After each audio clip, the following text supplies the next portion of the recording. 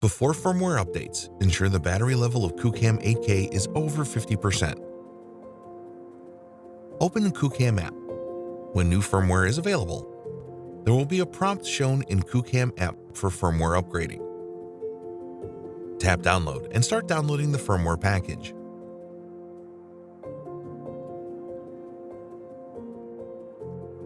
When it is done, press the power button for 2 seconds to turn on QooCam 8K.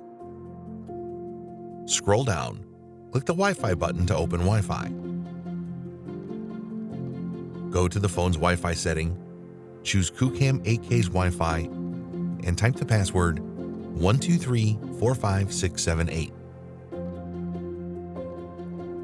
Open QooCam app, a firmware update pop-up appears. Click OK to transfer the firmware package. The firmware package will then transfer to the camera. After the transferring, the camera will automatically update the firmware. During the process, the power light flashes quickly. Don't touch the screen or any button, or switch the camera off.